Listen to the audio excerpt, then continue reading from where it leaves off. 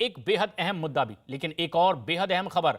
जबरन धर्मांतरण मामले की जांच अब जैसे जैसे आगे बढ़ती जा रही है, वैसे वैसे कई चौंकाने वाली बड़ी जानकारियां भी सामने निकल कर आ रही है। न्यूज 18 के अजीत सिंह की खबर है कि उत्तर प्रदेश में 24 से ज्यादा एनजीओ और संगठन पर जबरन धर्मांतरण कराने के आरोप में छापेमारी इस वक्त चल रही है।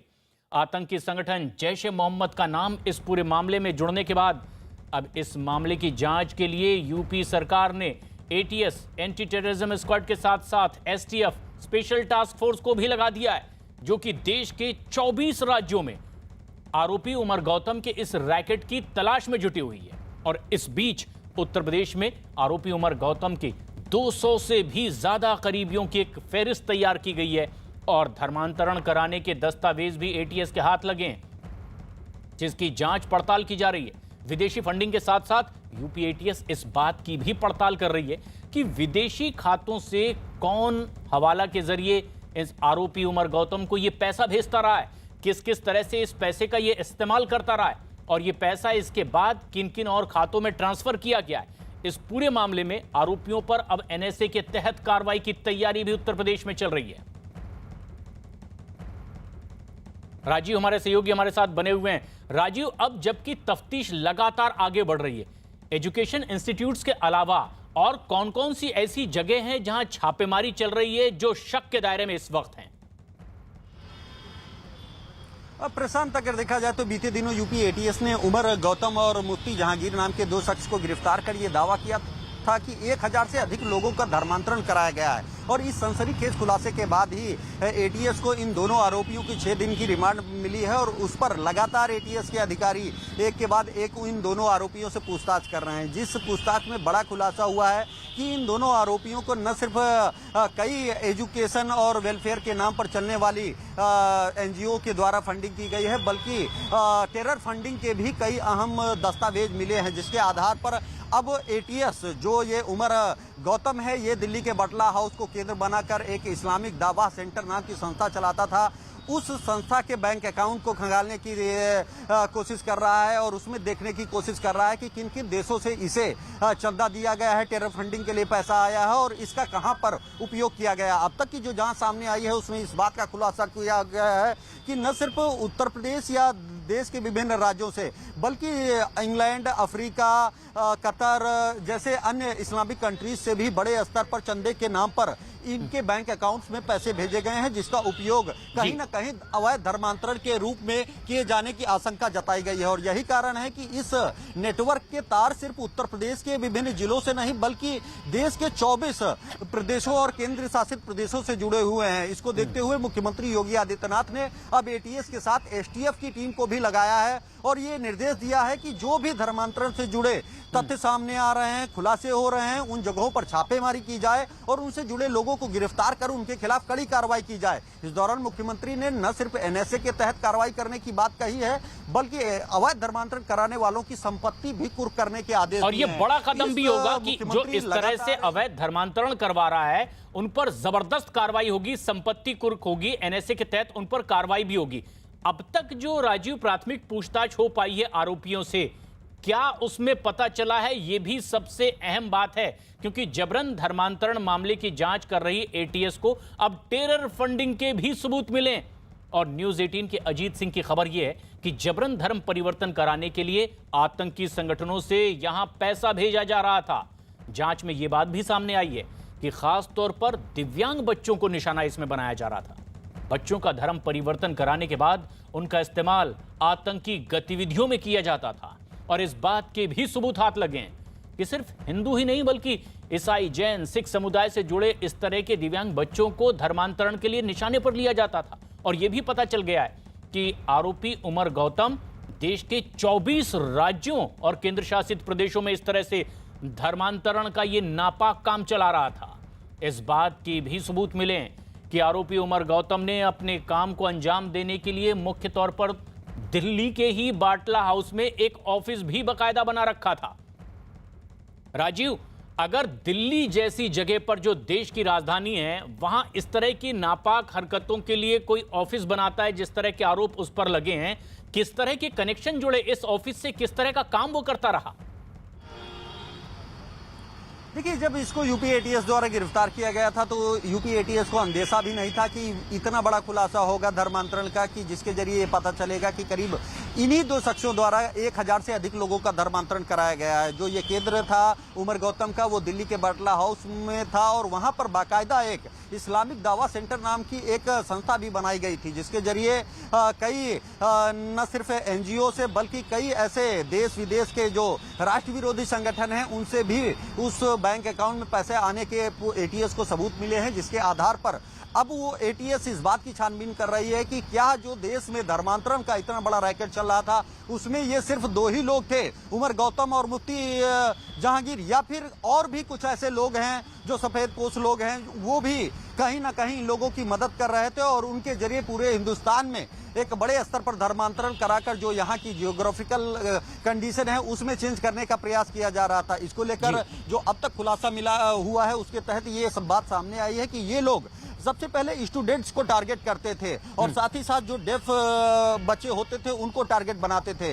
गाजियाबाद और नोएडा में कई ऐसे केसेस आए हैं जहां पर इन्होंने डेफ सोसाइटी से जुड़े कुछ बच्चों का धर्मांतरण कराया है। तो वहीं जो ज्यादा 200 की जो लिस्ट मिली है जिनका धर्मांतरण कराया गया है उनमें से अधिकतर वो स्टूडेंट्स हैं जो दिल्ली में पढ़ते हैं या किसी इंस्टीट्यूशन में हैं। उनको बाकायदा सबसे पहले उनके यहाँ पढ़ाने वाले टीचरों द्वारा उनका ब्रेन वॉश किया जाता है, फिर उनको थोड़ी बहुत आर्थिक मदद की जाती और है। राजीव, इसीलिए भी ये गैर कानूनी मानते हुए, नापाक हरकत मानते हुए तफ्तीश आगे लगातार बढ़ रही है। लेकिन जैसे जैसे जांच आगे बढ़ रही है कई और नई बातें सामने आ रही है।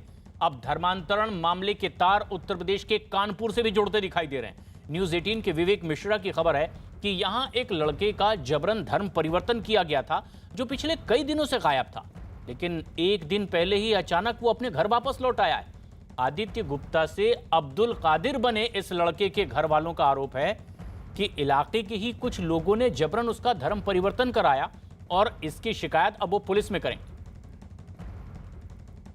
पिछले साल लॉकडाउन के समय से रमज़ान का समय था, उस समय जो है जब भी इसको सुबह हम खाना वाना खाने को दे रहे थे तो ये बोलता था अभी नहीं बाद में खाएंगे। इस तरीके से ये शाम को खाना खाता था। कई दिन ये चला, तब हमें समझ में आया कि लगता है ये रोज़ा का कुछ चल रहा है। पहले तो इतना ही था, उसके बाद फिर इसको जब सुबह जल्दी एक ही बार नमाज़ पढ़ता था तो कई बार मेरी जब आँख खुली तो पता चला ही सुबह जल्दी उठ के नमाज पढ़ रहा है।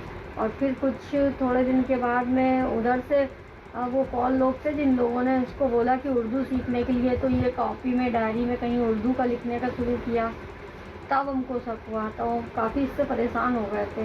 स्टार्टिंग में तो आदित्य की मर्ज़ी से बिल्कुल भी नहीं हुआ है और शायद इसको पता भी नहीं होगा, क्योंकि इसका कारण ये है कि हमें अच्छी तरीके से याद है कि इसका मंदिर जाना, ईश्वर के प्रति लगाव, भगवान के मंदिर, पूजा पाठ, हर चीज़ में रुचि लेता था। और मतलब कोई ऐसा नहीं था कि किसी कभी भी हमें ऐसा लगा हो कि इसको हिंदू धर्म से कोई शिकायत है या कुछ नहीं था। पता नहीं किस व्यक्ति के द्वारा मुझे जो इसने अभी 2-3 दिनों के अंदर में जो इसने स्पष्ट किया, पहले तो ये किसी का नाम नहीं लेता था, डरता था या किसी दबाव में था। इसने नाम लिया कि कोई मोहम्मद वाशिफ करके एक डेफ बच्चा था जो कि लगभग 2012 के समय में कोई एक बच्चा, डेफ बच्चा ही उसके पास ले गया था। इसके दिमाग में कुछ इस्लामिक बीज बोया गया था शायद। और उसके बाद जब हमें कहीं से पता चला कि आपका बेटा वहाँ जाता है तो मैं जो है बहुत परेशान हुई। 2-3 बार ये गया होगा, तीसरी बार ये संडे के दिन होता था जब स्कूल ऑफ होता था।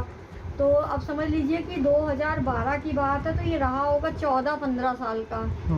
तो उस समय तो जो है इसको जब हम वहाँ गए हैं तो इस्लामिक क्लासेस चल रही थी, तो मेरे जाने के बाद हमने इसको काफ़ी डांटा और जो मोहम्मद वाशिफ थे उनसे भी हमने कहा कि मेरा बेटा यहाँ नहीं आना चाहिए। तो फिर उन्होंने खुद ही मना कर दिया कि आपका बेटा जो है अब यहाँ नहीं आएगा। इससे बोला तुम्हारी मम्मी टीचर है और हमको गुस्सा किया, अब तुम मत आना। तो कहीं ना कहीं दिमाग में तब से चल रहा होगा, लेकिन अभी तो ये पिछले साल से ही हुआ। अच्छा, हम लोगों को ऐसे समझ में आ रहा है ना कि जो बच्चा अपनी फैमिली से इतना अटैच था, सब कुछ था, उसके बावजूद ये बच्चा ऐसे भटक गया कि हम लोगों की बात सुनना बंद कर दिया, पूजा पाठ बंद कर दिया। हम लोगों से लड़ने को तैयार हो जाता था, हमेशा बोलता था कि जो है ये सब बेकार है, ये मूर्तियाँ यहाँ से हटा दो, फेंक दो। तो ये ऐसा तो कोई नॉर्मल व्यक्ति नहीं करेगा ना। जब उसका ब्रेन वॉश किया जाएगा, उसको जब हमारी बात नहीं समझ में आ रही, वो हमारे बस में नहीं रहा। राजीव हमारे सहयोगी लगातार हमारे साथ बने हुए हैं। राजीव, कानपुर से जब ये केस सामने आया तो यहाँ आदित्य जो है अब वो धर्म बदल चुका है अपना और अब्दुल कादिर बन चुका है। उनके परिजनों से क्या और जानकारी मिल पा रही है? कब उन्हें ये लगा कि ये सब कुछ ठीक ठाक नहीं है और इसमें अब वो किस तरह की कानूनी कार्रवाई देख रहे हैं? जैसा कि आपने सुना कि वो आदित्य के परिजन बता रहे थे कि इसको शुरू में इसको काफी हिंदू धर्म को लेकर आस्था थी। ये लगातार आदित्य मंदिरों में भी जाता था, पूजा अर्चना करता था। लेकिन जब 14 साल की उम्र के बाद, करीब 2012 के आसपास कुछ लोगों के संपर्क में आया और उसके बाद इसका जो बर्ताव था वो कहीं ना कहीं बदलने लगा। और फिर ये खुद जो घरों पहले जो खुद आदित्य पूजा करता था वही घर में आकर पूजा पाठ का विरोध करने लगा। तो उनको डाउट तो हुआ, लेकिन इस बात का अंदेशा नहीं था कि उनका बेटा धर्मांतरण कर लेगा और मुस्लिम धर्म को अडॉप्ट कर लेगा। इस बात का तो खुलासा तब हुआ जब इस सर्टिफिकेट उनके सामने आया। यही स्टोरी राजधानी लखनऊ में भी जो केस सामने आया है, चंद्रकला जो कनीज फातिमा बनी है, उसके भी परिजनों का कहना है उसका भी यही कहना है कि जो चंद्रकला है वो 2012 के बाद ही जब आज़ाद इंस्टीट्यूट में गई तो वो इस तरह के लोगों के संपर्क में आई और तभी से उसका जो एक बर्ताव था वो हिंदू धर्म को लेकर बदलता रहा। उसने पूजा पाठ करना छोड़ दिया, लेकिन इस बात का उनको अंदेशा नहीं लगा कि इस हद तक ये लोग जा सकते हैं कि धर्म परिवर्तन कर सकते हैं। प्रशांत, सबसे बड़ी बात यह है कि जो धर्मांतरण के मामले सामने आए हैं उसमें से अधिकतर ऐसे लोग हैं जो कोई MBBS है, कोई इंजीनियर है या फिर PhD धारक है। तो कहीं ना कहीं आपको अगर देखा जाए तो इन ऐसे लोगों को गुमराह करना आसान नहीं है। लेकिन इनके जो ATS को प्रमाण मिले हैं उसके तहत एक लंबे समय तक इनकी ब्रेन वॉशिंग की गई है और उसके बाद इन्हें धीरे धीरे इसको उन पर धर्मांतरण कराया गया है। ये धर्मांतरण की जो केसेस और रजिस्ट्रेशन के दस्तावेज ATS को हाथ में लगे हैं वो बहुत पुराने नहीं हैं, वो 1.5 से 2 साल के पहले के ही हैं। लेकिन जो प्रक्रिया थी वो 2012 से पहले और यही जांच पड़ताल की जा रही है कि ये प्रक्रिया कितने लंबे समय से चली हुई थी। अगर कोई अपनी इच्छा से किसी धर्म में शामिल होता है या उसका प्रचार करता है तो इसकी इजाजत संविधान में है, लेकिन क्या किसी तरह का कोई प्रलोभन दिया जा रहा था या फिर आतंकी गतिविधियों में इन्हें शामिल किया जा रहा था, जो कि गलत होगा। इसलिए तफ्तीश आगे बढ़ रही है और उत्तर प्रदेश के शाहजहांपुर में एक लड़की के धर्म परिवर्तन के मामले में नया मोड़ आया है। न्यूज़ 18 के दीप श्रीवास्तव की खबर है कि लड़की ने नौकरी पाने के लिए अपना धर्म परिवर्तन कराया। बताया गया कि एक महिला के संपर्क में आई और उसके बाद अपना धर्म इसने बदला। ये भी पता चला है कि दुबई एयरपोर्ट पर नौकरी पाने के लिए लड़की ने ऐसा किया है। वहीं अब लड़की के पिता ने दोबारा हिंदू धर्म में बेटी का नाम दाखिल करवाने के लिए प्रक्रिया शुरू कर दी है। यहाँ पे मैं काफ़ी टाइम से जॉब कर रही थी, तो यहाँ पे बहुत मेहनत है और इतना टाइम लगता है, इतनी सैलरी भी नहीं है। तो वहाँ मेहनत तो देखिए हर जगह है, ठीक है, लेकिन वहाँ पे अगर मैं अपना रिलीजन चेंज करके जाऊंगी तो वहाँ की जो लोग हैं, जो बेनिफिट्स उनको मिलते हैं वो मुझको भी मिलेंगे। करियर अच्छा बनाने के लिए हम कोई चीज़ चेंज करते हैं तो वो मैटर नहीं करती। मेन चीज़ ये है कि अगर आप अच्छे इंसान हो तो वो सबसे बड़ा धर्म होता है। ये चीज़ें इतना मैटर नहीं करती हैं। और आपको भी पता है कि अगर किसी के पास पैसे ना हो, आज के टाइम में पैसा हर किसी के लिए जरूरी है। पैसे नहीं हो तो वो कितनी प्रॉब्लम्स फेस करता है। दिल्ली में जॉब कर रही थी तो वहीं पे क्या नाम कोई लेडीज मिली, उसने बोला आपको दुबई भेज दूंगा, वहाँ पे मेरी तनख्वाह ज़्यादा मिलती है। इस चक्कर में उसने कर लिया वहाँ पे। कितना दिन हो गया इस बात को? अभी तो हमको तो अभी पता चला सर, जो आप लोगों के मध्य से। शाहजहांपुर में कोई इस तरह की कोई बात संज्ञान में नहीं आई है कि कहीं कोई इस तरह गतिविधियां हो जिसमें जबरदस्ती धर्म परिवर्तन कराया जा रहा हो। जहां तक अभी हाल में कुछ चैनल्स पे कुछ खबरें प्रकाश आई थी, उसमें एक तिलहर का एक प्रकरण है जिसमें उनके महिला के फादर से बात हुई है और उनके द्वारा ये बताया गया कि केवल नौकरी पाने के उद्देश्य से उसके द्वारा एक ऐसा प्रमाण पत्र बनवा लिया गया था जिसको वो सरेंडर भी कर रही हैं। उल्लेखनीय है कि गत माह ही उस महिला का विवाह भी हुआ है और सजातीय व्यक्ति से ही, पुरुष से ही उसका विवाह हुआ है और इसमें कहीं कोई धर्म इत्यादि परिवर्तन की कोई बात नहीं है।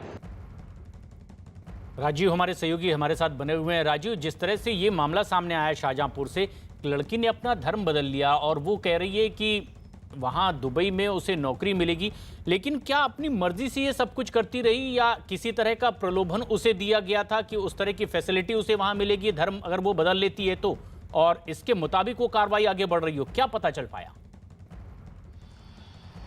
देखिए प्रशांत, जो जांच में खुलासा हुआ है, जो इस तरह के कई मामले पहले भी आए थे और उसी को संज्ञान में लेते हुए खुद मुख्यमंत्री योगी आदित्यनाथ ने उत्तर प्रदेश में धर्म परिवर्तन को लेकर एक कानून भी बनाया है। उसमें उन्होंने साफ ये कहा है कि अगर कोई अपना मर्जी से धर्म परिवर्तन करना भी चाहता है तो सरकार उसको नहीं रोकना चाहती है। उसके लिए जो प्रक्रिया तय की गई है, उसके लिए संबंधित जिलाधिकारी को आपको 2 महीना पहले एक आवेदन देना होगा और उसमें ये बताना होगा कि हम धर्म परिवर्तन करना चाहते हैं, जिसके बाद आप धर्म परिवर्तन कर सकते हैं। लेकिन अगर इस तरह के केस आएंगे जिसमें प्रलोभन दिया जाएगा, लालच दिया जाएगा, दबाव बनाया जाएगा, डराया जाएगा, ऐसा करके अगर कोई धर्म परिवर्तन का मामला आता है और उसकी शिकायत मिली तो यकीनन उनके खिलाफ कड़ी से कड़ी कार्रवाई का प्रावधान उत्तर प्रदेश में किया गया है, जिसमें 10 साल की कड़ी सजा के साथ 5 लाख का अर्थदंड भी व्यवस्थित किया गया है। ऐसे में ही जैसा कि आपने सुना, जो शाहजहांपुर की ये लड़की बता रही थी कि अगर वो अपना धर्म परिवर्तित कर लेगी, अपना नाम परिवर्तित कर लेगी तो उसको अरब कंट्रीज में अच्छी सैलरी मिल जाएगी। लेकिन उसको ये नहीं मालूम कि उसको गुमराह किया जा रहा है। उत्तर प्रदेश ही नहीं बल्कि देश से लाखों मुस्लिम समुदाय के लोग, मुस्लिम भाई लोग अरब कंट्रीज में जाते हैं और वहां पर उनका शोषण किया जाता है। तो और इसीलिए भी इस तरह की तफ्तीश आगे बढ़ रही है, जांच पड़ताल की जा रही है। और ऐसे में अब उत्तर प्रदेश सरकार में अल्पसंख्यक मामलों के मंत्री मोहसिन रजा ने भी इस मामले पर अपनी प्रतिक्रिया दी है। साजिश है हमारे देश के खिलाफ, हमारे देश में एक माहौल ख़राब करने की, और ये साजिश उन लोगों के दौर में शुरू हुई थी जो लोग आज हाशिए पर पड़े हैं। इसमें कांग्रेस है, उत्तर प्रदेश में समाजवादी पार्टी की सरकार थी। इन सब के दौर में धर्मांतरण को लेकर इस तरह के लोग उगे थे, और जिसमें जाकिर नाइक भगोड़ा भागा हुआ है, उसको लाने के लिए एजेंसियां हमारी लगातार प्रयासरत हैं। और उत्तर प्रदेश में आदरणीय योगी जी के नेतृत्व की सरकार है। यहाँ पर साफ तौर पर हमने कह दिया कि इस तरह के कोई भी लोग बख्शे नहीं जाएंगे। राजीव, उत्तर प्रदेश सरकार के मंत्री ये कह रहे हैं, अल्पसंख्यक मामलों के मंत्री, कि ये देश के खिलाफ एक साजिश है। आखिर प्राथमिक तौर पर पड़ताल में क्या पता चल पाया जिससे कि ये साजिश दिखाई दे रही हो? देखिए, जैसा कि मंत्री मोहसिन रजा बयान दे रहे हैं, उस तरह के दस्तावेज एटीएस को हाथ लगे हैं जिसके तहत एक संगठित तौर पर उत्तर प्रदेश के साथ ही साथ देश के 24 राज्यों में और केंद्र शासित प्रदेशों में धर्मांतरण का एक अवैध धर्मांतरण का एक एजेंडा चलाया जा रहा है, एक रैकेट चलाया जा रहा है। और इसको लेकर मुख्यमंत्री योगी आदित्यनाथ ने भी सख्त निर्देश दिया है कि जो भी, क्योंकि 200 लोगों के धर्मांतरण के दस्तावेजों की लिस्ट तो एटीएस को अभी ही पूछताछ में मिल चुकी है, जबकि जो रिमांड की डेट है वो 29 तारीख तक है। तो एटीएस ये कोशिश कर रही है कि 29 जून तक और भी इन आरोपियों से कड़ाई से पूछताछ की जाए ताकि और खुलासे हो सके। ऐसे में मुख्यमंत्री योगी आदित्यनाथ ने एटीएस के साथ ही साथ एसटीएफ को भी इस जांच में लगाया है और उन्होंने निर्देश दिया है कि देश के किसी भी राज्य में अगर इस तरह के अवैध धर्मांतरण के मामले सामने आते हैं और उसका कनेक्शन उत्तर प्रदेश से है तो एटीएस और एसटीएफ की टीमें जाकर छापेमारी करें और उन लोगों के खिलाफ कड़ी कार्रवाई की जाए। इस दौरान न सिर्फ एनएसए के तहत कार्रवाई हो बल्कि अवैध धर्मांतरण कराने वाले लोगों की संपत्ति भी कुर्क की जाए। तो कुल मिलाकर योगी सरकार एक और जहां पहले ही इस मामले में कड़ा कानून बना चुकी है, वहीं मुख्यमंत्री योगी आदित्यनाथ भी लगातार इस धर्मांतरण के प्रकरण की मॉनिटरिंग कर रहे हैं और उन्होंने भी अधिकारियों को यह निर्देश दिया है कि जल्द से जल्द इस पूरे प्रकरण का खुलासा किया जाए। और इसीलिए भी इन पूरे मामलों में अब तफ्तीश लगातार आगे बढ़ रही है। देखना यह है कि ये तार कहां तक जुड़े नजर आते हैं। और ऐसे में जबकि अब टेरर फंडिंग का मामला जुड़ता दिखाई दे रहा है और ऐसे में कि हवाला के जरिए इस शख्स के पास पैसे भी आ रहे थे, लेकिन वो कहां जा रहे थे, किस तरह से खर्च किए जा रहे थे और अवैध रूप से धर्मांतरण करवाने के लिए कैसे इन पैसों का इस्तेमाल हो रहा था, इसकी भी अब जांच पड़ताल चल रही है। एटीएस की जांच में अब धर्मांतरण के तार उत्तर प्रदेश के प्रयागराज से भी जुड़ते दिखाई दे रहे हैं। न्यूज़ 18 के अजीत सिंह की खबर है कि इस मामले में जांच में इलाहाबाद सेंट्रल यूनिवर्सिटी के प्रोफेसर मोहम्मद शाहिद का भी नाम अब सामने आया है। आरोप है कि कानपुर की रहने वाली ऋचा का प्रोफेसर मोहम्मद शाहिद ने धर्मांतरण करवाया और उसके बाद ऋचा माहिन अली बन गई। ये भी पता चला है कि पिछले साल इंडोनेशिया से आए तबलीगी जमात के लोगों को मस्जिद में ठहराने और उनकी जानकारी छिपाने के आरोप में प्रोफेसर मोहम्मद शाहिद को जेल भेजा गया था, जो फिलहाल जमानत पर बाहर है।